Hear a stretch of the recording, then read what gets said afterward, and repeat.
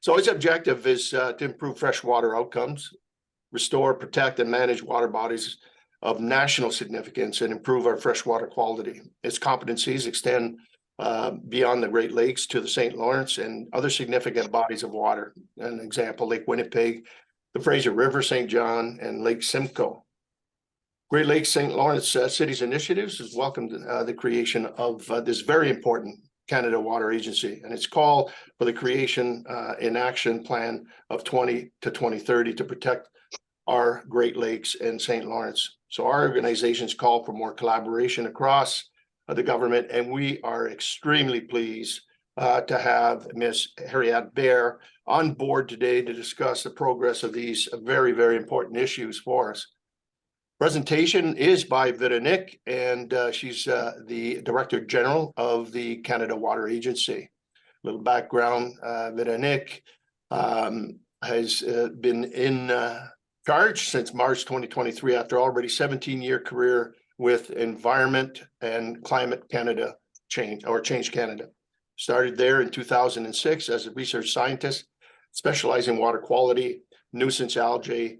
Also has completed a PhD in aquatic biology at the University of Waterloo and holds a master's degree in marine biology and biological oceanography from the University of Quebec in Rimouski.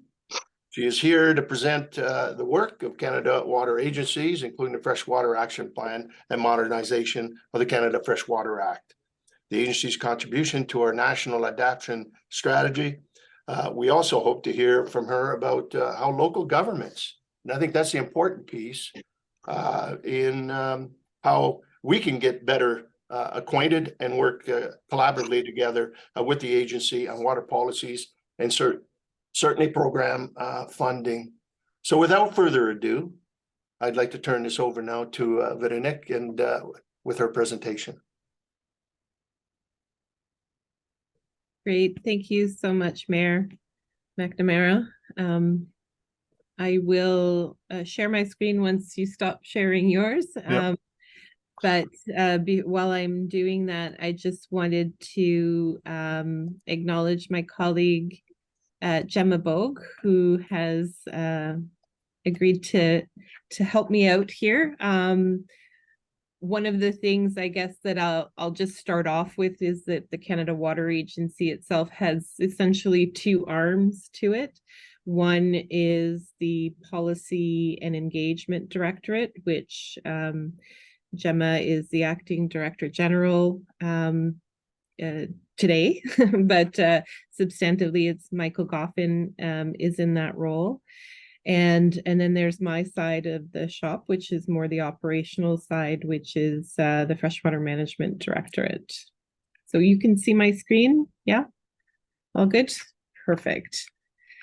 So thank you for having me today, and let's see if I can advance things. Perfect. Just a quick, I guess, overview of what we'll be covering off today. I'll spend a little bit of time talking about the federal government's commitments to freshwater, some of the key elements of the freshwater agenda, and then turn it over to the audience and see if we have a discussion, a fruitful discussion. So starting in 2019, there have been successive speeches of the throne that have, as well as mandate letters that have indicated that we would be proceeding with the creation of a Canada Water Agency within the federal government. And alongside that, we would be implementing a strengthened freshwater action plan that would include freshwater ecosystem initiatives across Canada, 8 in total, from the Fraser that you referenced earlier to New Brunswick in the east, and then Mackenzie Basin in the north. And through those ecosystem initiatives, undertake a number of activities for the restoration and protection of those ecosystem initiatives. And another pillar or priority is around the modernization of the Canada Water Act, really to reflect today's reality in the context of climate change and Indigenous rights that have changed over the years since it's passed in the 70s. You know, the commitments around a Canada Water Agency are really timely and important in the context of some of the things that we're facing from an environment perspective through floods and droughts that have become more frequent in years, and continued or ongoing water quality challenges like the image at the bottom right here for the Great Lakes. You'll recognize Lake Erie, the Western Basin. These combined impacts, they affect the economy, human health, public safety, and the environment. And climate change, of course, being a big driver. So since 2019, there have been a number of efforts towards engaging Canadians on the Canada Water Agency. And in 2020, there was a fairly comprehensive effort that was launched to really seek the advice of stakeholders, partners, provinces, territories on how we can improve freshwater management in Canada, and what exactly could the Canada Water Agency do, and what the potential roles would be. To support those engagement strategies, there was a discussion paper, and there was one national workshop and 6 regional workshops that were launched to get that, both that overarching national perspective, but more importantly, or as importantly, having the regional perspectives in terms of how the Canada Water Agency could support freshwater management across Canada.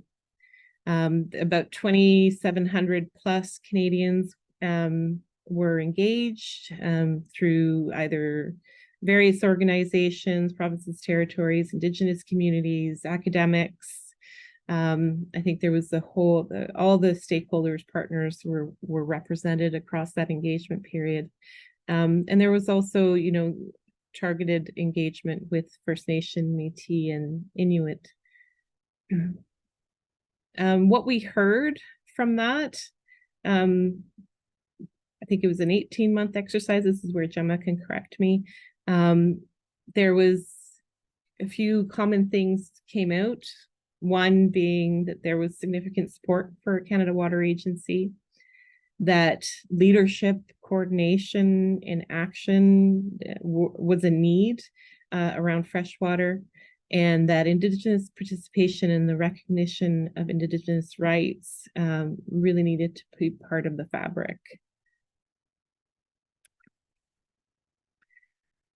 So in budget 2023 announced earlier this year, shored up the funding on freshwater in the for the Government of Canada, and excuse me, it included funding for the establishment of the Canada Water Agency, the creation, a strengthened freshwater action plan to address some of the environmental issues and advance the modernization of the Canada Water Act. You'll probably know already, but the announcement included $650 million over 10 years for starting this year to support the monitoring, assessment, and restoration work in those 8 ecosystem initiatives: Great Lakes, Lake Winnipeg, Lake of the Woods, St. Lawrence, Fraser, the Wollastock St. John, and the Mackenzie, as well as Lake Simcoe. And of that, a significant portion was allocated to the Great Lakes. There was further funding in support of the establishment of the creation of the Canada Water Agency that will be headquartered in Winnipeg. And there was also a commitment to introduce legislation by the end of 2023 to fully establish Canada Water Agency as a standalone entity. And finally, there was additional funding over 3 years as a starting point to support better coordination of efforts to protect the fresh water across Canada. So as you mentioned in the introduction, Mayor, the Canada Water Agency was established in June this year. It was established as a branch within Environment and Climate Change Canada as the first step. As I just mentioned, the government of Canada committed to the introduction of legislation this calendar year to transition the Canada Water Agency from a branch to a standalone agency. And the mandate of the agency is to improve freshwater in Canada by providing leadership, federal collaboration, effective federal collaboration, improved coordination and collaboration with provinces, territories, and Indigenous peoples, really to address these not only national but regional transboundary freshwater challenges. And recognizing that the issues are not homogeneous across the country, there is a regional responsiveness kind of focus on the agency as well. And to respond to that, there are regional offices across Canada that will be part of the structure of the Canada Water Agency.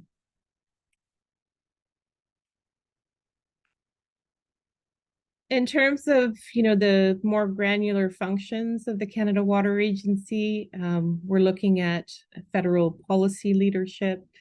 As I mentioned, more of a coordinated federal perspective on water and really making those connections across the various departments that all have some role with respect to freshwater.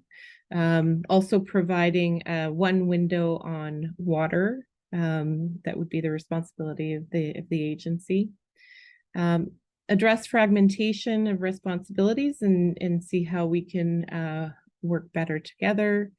Engage First Nation, Métis, and Inuit on policy and reconciliation in terms of freshwater, and try to do that in a consistent and coordinated manner across all federal departments and various regions.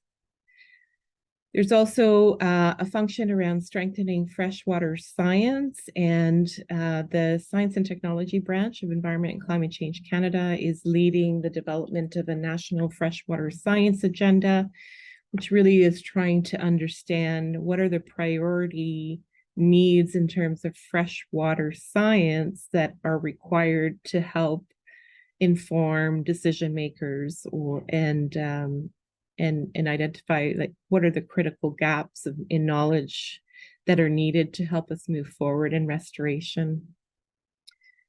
There's also a national freshwater data strategy that the agency is leading. And really that's looking at bringing freshwater data together, making it discoverable, accessible, and usable in a way, again, to support decision-making and understanding where the gaps are. Of course, as I mentioned, there's the advancement of the modernization of the Canada Water Act and the delivery of the freshwater ecosystem initiatives across those 8 water bodies of national significance.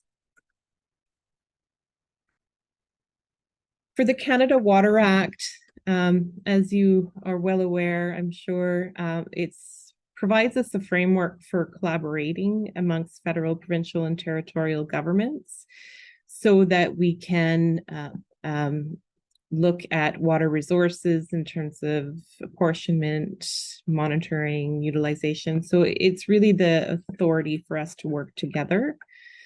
As I mentioned earlier, the Act was signed in the 70s, so we're talking 50 plus years ago now.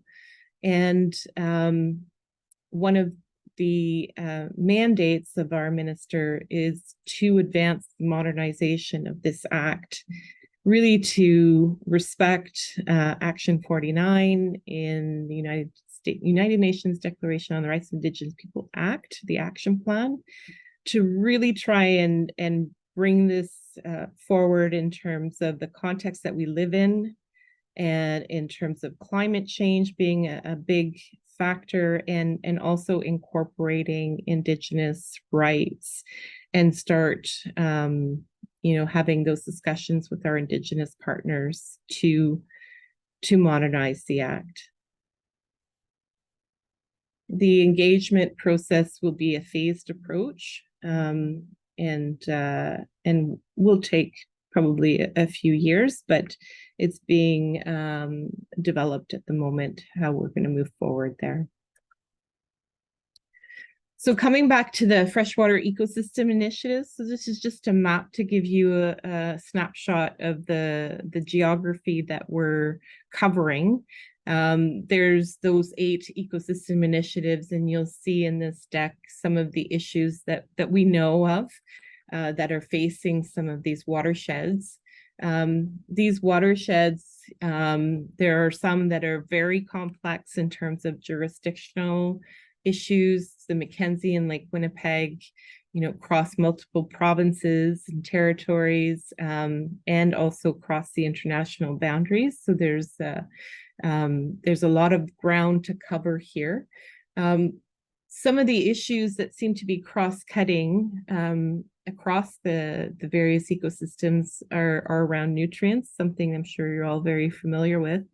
And of course, climate change will be another cross-cutting issue across all of these watersheds, and that we'll be looking at how we can address.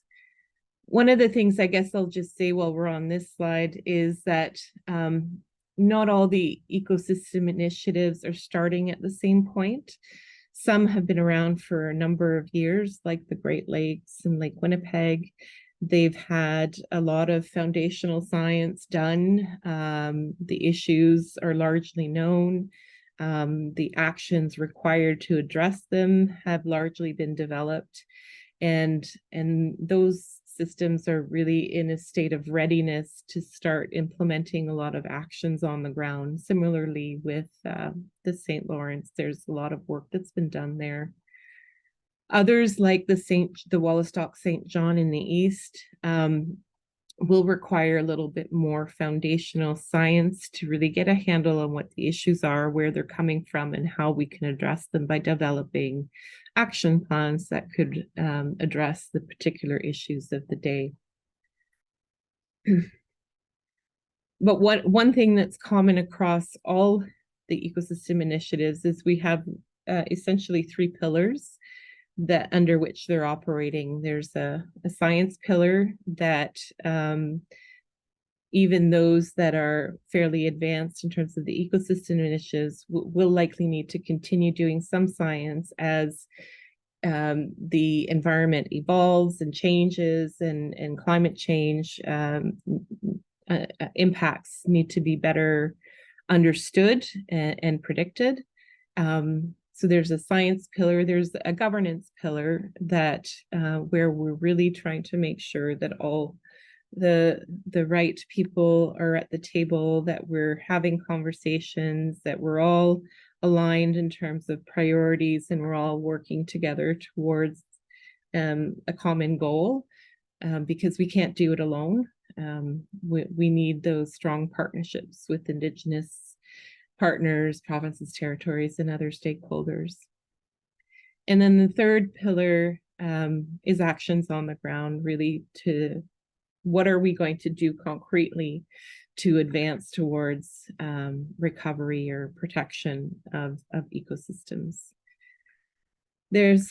Amongst that, there's also the knowledge mobilization, which becomes a really important piece, is how you translate the information to knowledge that can be actionable, and that it'll be part of the work that we'll be doing in support of Gemma and her team, as well as freshwater reporting that'll be part of the process. Just a few specifics maybe over for the Great Lakes, and then I'll touch on the St. Lawrence briefly. The as I mentioned before, the Great Lakes Freshwater Ecosystem Initiative has been ongoing for a number of years now. And our efforts really in the Great Lakes have been driven by the Great Lakes Water Quality Agreement and the Canada-Ontario Agreement on Great Lakes water quality. The Great Lakes Freshwater Ecosystem Initiative, or FEI, you might hear me say, it delivers on water quality and ecosystem health by implementing those two agreements. And in those agreements, there are a number of commitments that are made both by nationally and domestically, where it clearly articulates the role of Canada versus Ontario, or where both will be advancing commitments. Some of the commitments are listed here. I guess some of the ones where we have some firm commitments are around the Great Lakes water quality, Great Lakes areas of concern, where we have some time-bounded commitments there. We also have an existing commitment to meet the 40% reduction of phosphorus loading in Lake Erie, and a lot of the actions on the ground that we'll be looking to implement will be in part dealing with the Lake Erie algal bloom issue and phosphorus loading issue. We'll also cover a number of different areas, including coastal areas, harmful pollutants, the inclusion and partnership with Indigenous people is another area of focus, and some community-based water monitoring. At the end of the day, though, partnerships is really critical to how we can advance on these various priorities and achieve, the outcomes that we're looking for. And one of the main mechanisms that we do that with is a call for proposals, and we are targeting one at the end of near the end of this calendar year.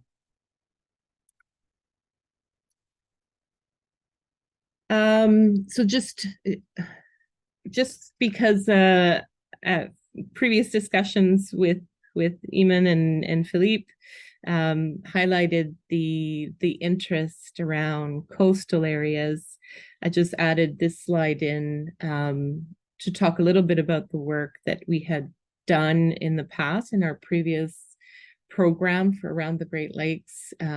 We did some work around resilience of Great Lakes coastal wetlands, and we undertook a nearshore assessment that was part of the effort, where we looked at cumulative effects and tried to score the vulnerability of different stretches of the coast along the Great Lakes.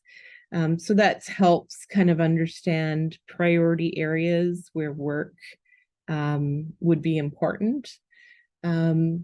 But of course, in terms of wetlands, we know that they're extremely important, not only ecologically, but they help manage water quantity, and they also have some economic benefits. But we also are looking at status of coastal wetlands, their vulnerability to changes, including climate change, looking at how we can enhance their resilience, and looking at what actions we could take in the Great Lakes coastal wetlands to try and address some of those issues. The St. Lawrence Freshwater Ecosystem Initiative. So for those of you who aren't familiar, we undertake work in the St. Lawrence through the Canada-Quebec Agreement on the St. Lawrence. It's also referred to as the St. Lawrence Action Plan. A version of SLAP, or the agreement, has been in place since 1988. So we've been working effectively with the province for 35 years now, and over that time period have invested around $433 million in the Great Lakes. The priorities have changed over time, as is normal, with a big focus on industrial pollution in the early years. And today, the focus of the current agreement is around water quality, sustainable use, and biodiversity. The agreement itself brings together 19 government departments, both provincial and federal. So together there's 19, and a number of those partner with us to address what are those three priorities that I mentioned. And we also have a climate change focus or priority to understand what the cross-cutting issue impacts of that are in the St. Lawrence. There are some programs that are codified in the agreement under the St. Lawrence Action Plan, including the St. Lawrence Monitoring Program to understand trends in the St. Lawrence. There's also a numerical environmental prediction program there that was designed to help decision-making around conservation and the impacts of water levels in the St. Lawrence. There is a funding program that's called the Community Interactions Program that is co-funded by us and the province, and it looks at community-led projects to advance three priorities that are for the St. Lawrence: so water quality, sustainable use, and biodiversity. And there's also a priority intervention zones program that is working with various committees that have been established along the shores of the St. Lawrence with the province to do more of a local regional assessment of what the needs are and bring together all the actors in the area to identify those needs and ways forward to restore. One last thing I will say for the St. Lawrence one is that the existing Canada-Quebec agreement does expire at the end of March 2026, and we've started conversations with the province to renew that agreement, and look forward to the developments under those conversations. So in terms of next steps, we are going to continue to build capacity within the Canada Water Agency. As you know, we are in a transition period, and we are building towards the standalone agency, and really come into that fundamental role around leadership for on the federal side, so whole of government perspective on fresh water. We are going to be beginning preliminary discussions with Indigenous peoples, provinces, territories, stakeholders, and the public on the modernization of the Canada Water Act. And as I mentioned earlier, it will be a phased approach over a few years. We are transitioning to a standalone, reporting to the Minister of Environment and Climate Change Canada, and are doing all the back office work that is required to be able to be a standalone. And we're looking forward to working with you and others, including Indigenous communities, on the actions on the ground and through the call for proposals to restore and protect water quality in the 8 water bodies of national significance, but perhaps more relevant to you, the Great Lakes and the St. Lawrence. And that comes to the end of my presentation. Maybe I should unshare if that's good at this point. All right, well, thank you very much for the presentation, Nick. And we do have some questions coming in, and for those again, you can pose those questions as well on the chat, and then we'll try to get through them. And first and foremost, like, there's been a bit of talk about collaborations, and a lot of it with the various provinces and territories and so forth. Could you maybe just tell us too also how we could engage more, I guess, the local governments and decision making, and certainly on some program rollouts? So if I think of the Great Lakes, for example, and I'll get pretty specific, and then maybe Gemma can bring me back up to the national scale.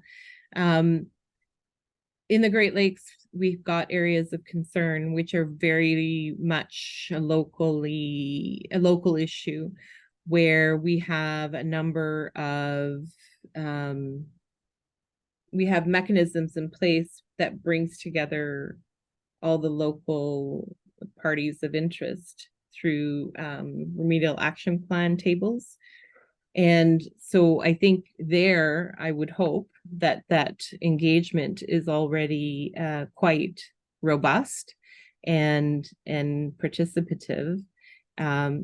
Those tables, as you know, the AOC's areas of concern have been around since 1987. So those collaborative tables and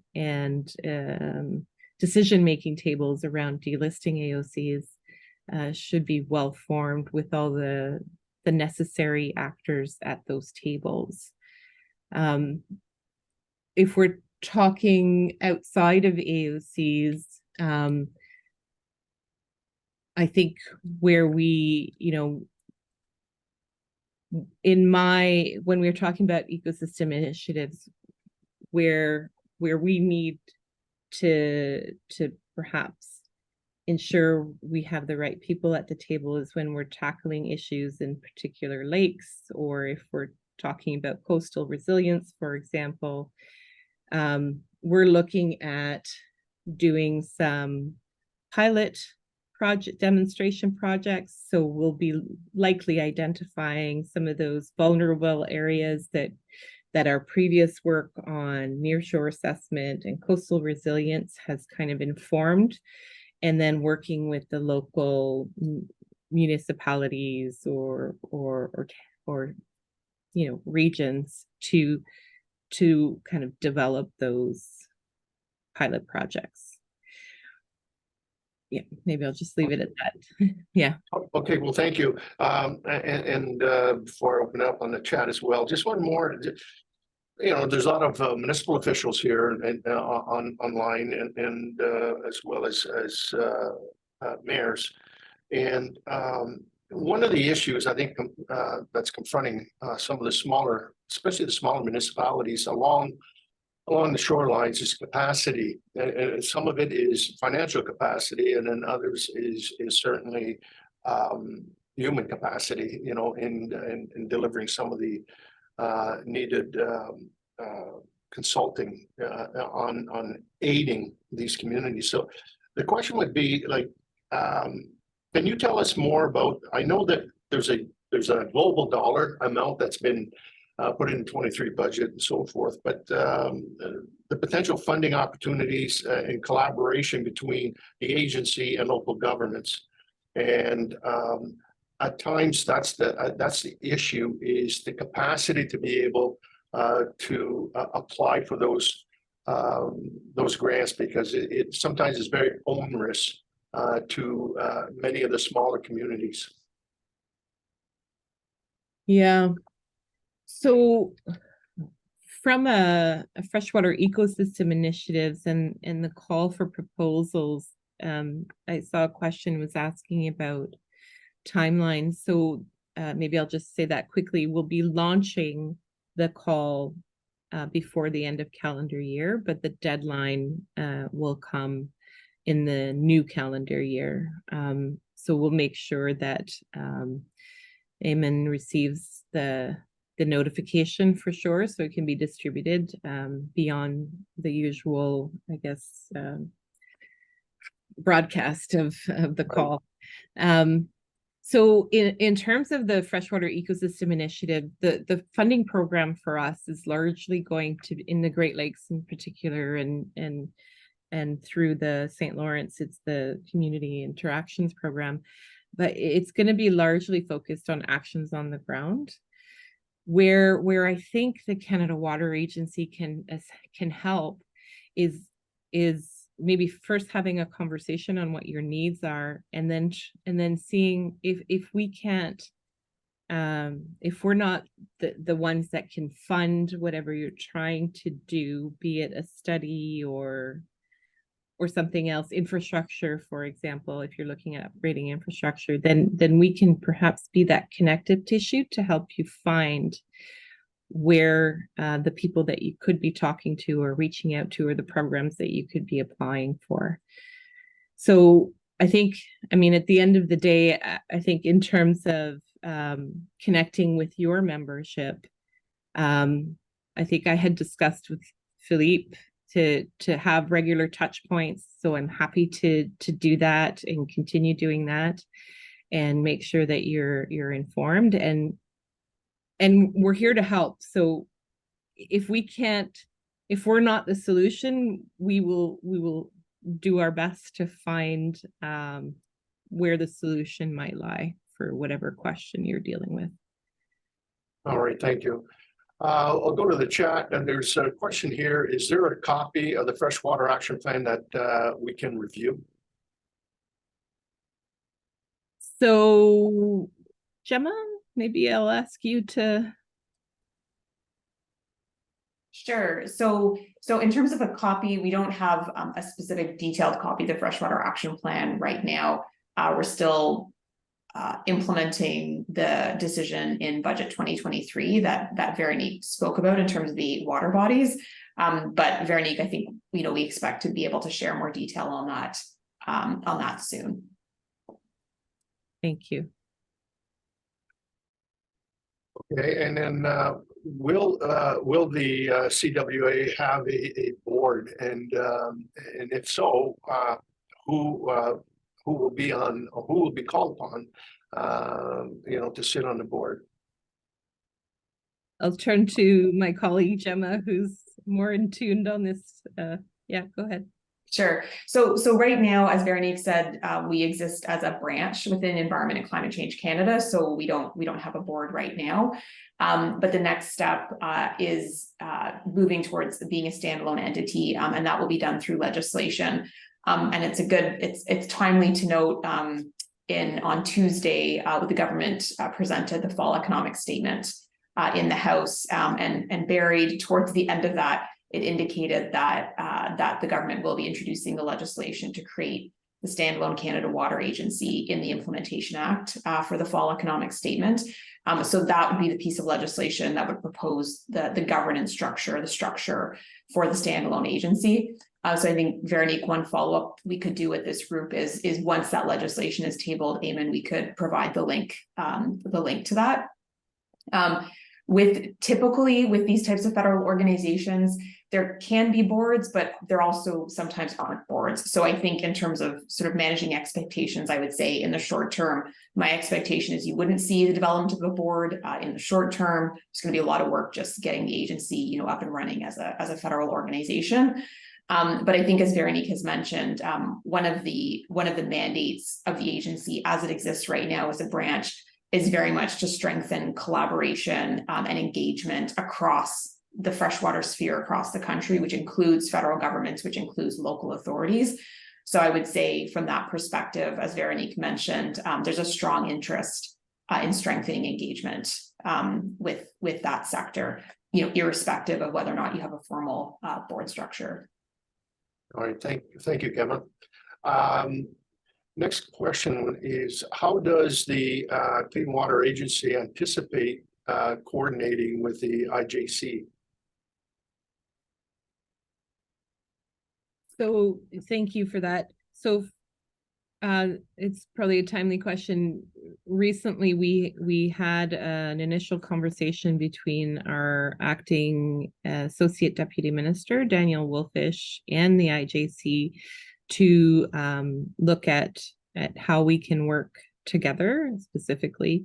A lot of the functions that were transferred in the creation of the Canada Water Agency included existing functions that Environment and Climate Change Canada within the strategic policy branch already had, and those are focused on water quality functions. So we and our team participates on the Water Quality Board for the IJC, on the International Rainy Lake of the Woods board, and we also have participation in the Red River board in the Winnipeg Basin, and do have a role or a function in terms of transboundary watersheds with the US in terms of water quality. The other parts of the department in Environment and Climate Change Canada that have some important functions are Meteorological Service Canada, so National Hydrometeorological Service, and they will continue to play those roles. They have the expertise in terms of water level to inform the IJC in terms of water levels across various boards. So they will continue to hold that function, but we will be working closely with MSC as well as Science and Technology branch to continue the important work around freshwater quality and quantity. All right. Well, thank you. The next question is, does the Clean Water Agency anticipate assessing PFAS in addition to nutrient loading into our Great Lakes and St. Lawrence and other bodies? Right. So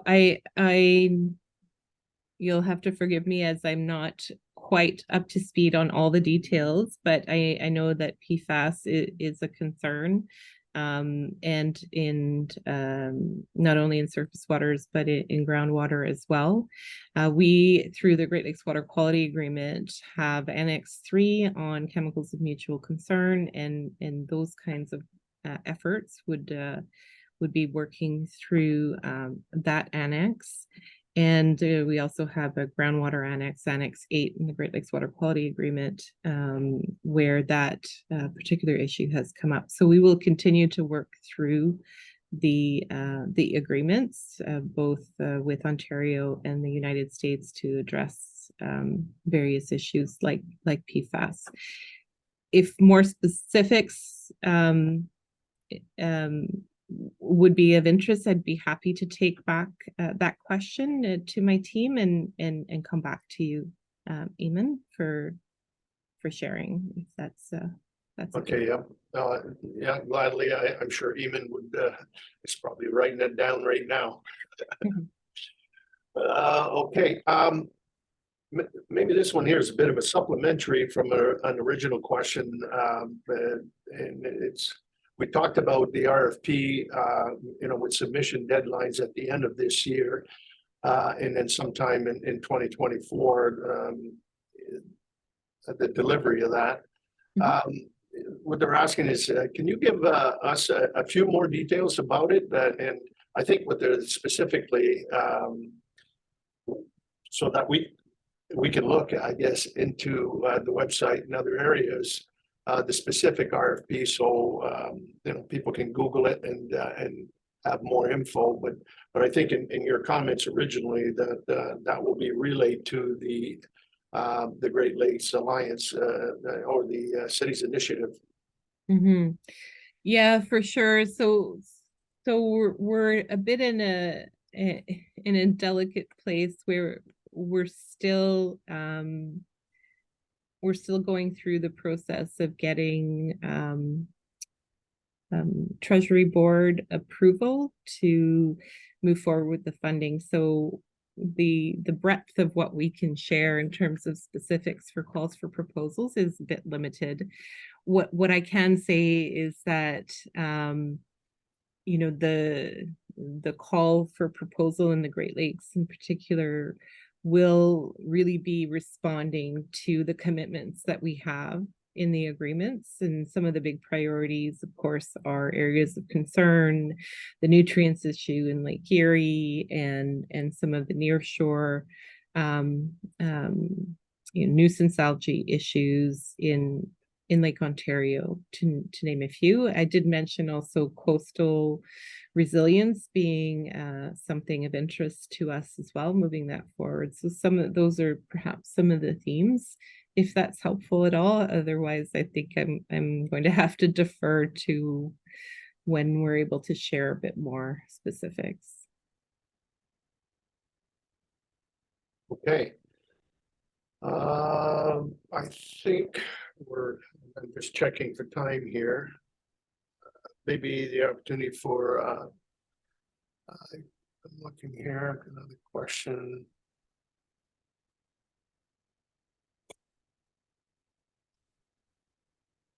Okay, here's one here. Obviously, there's a lot of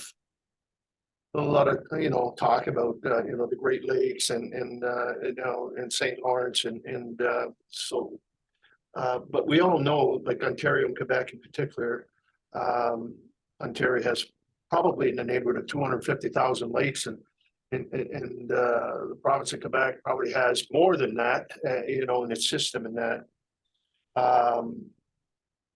although these are actually smaller lakes and certainly not considered to the water bodies of the national significance as per the Freshwater Action Plan, but they do play a major significance, obviously, for those local municipalities that are on those very, very important but smaller lakes. So what is the Freshwater Action Plan actually going to do to help those smaller lakes in both our provinces of Ontario and Quebec?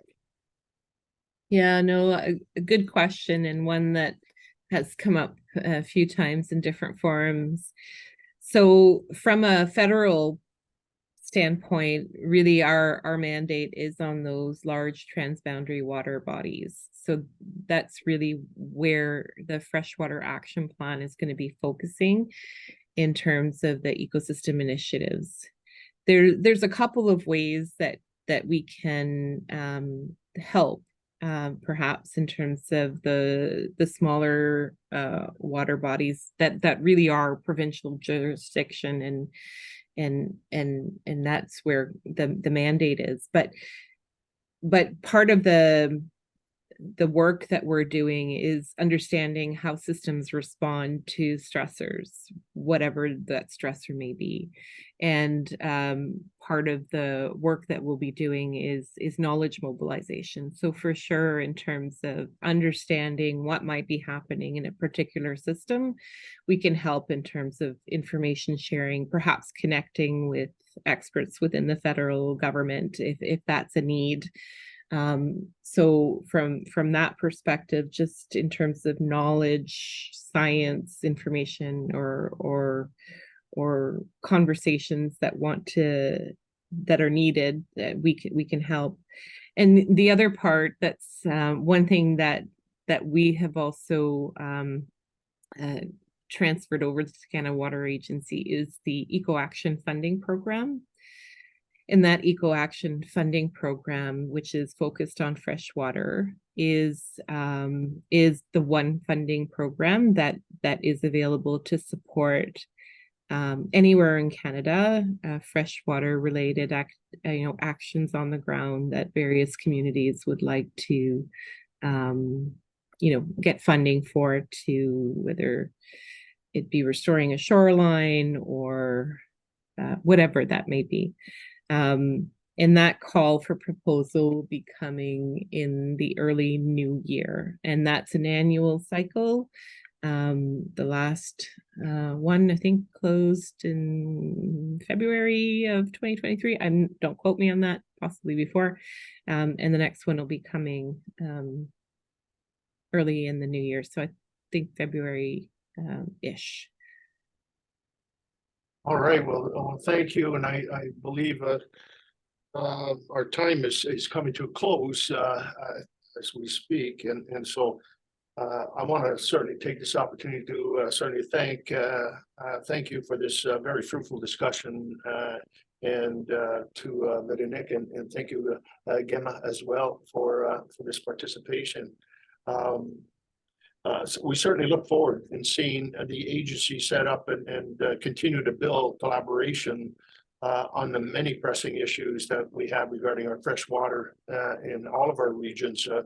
And certainly, once again, I want to thank Mrs. Harriet Bayer for joining us today, and also Gemma Bogue as well, and most importantly to the audience who took part in certainly in the webinar. So I really hope that all of you found this interesting as I did, and I guess a little bit of an infomercial for us as well is that we certainly have a webinar as part of our series, and we do them on a monthly basis. And our next one will be in a few weeks on December 13th. And it's at 11:30 a.m. Central Time, so that would be 12:30 Eastern Time. And will be a virtual dialogue on the International Joint Commission Climate Adaptation Guide. So we hope to see you there. And but until then, have a great rest of the week.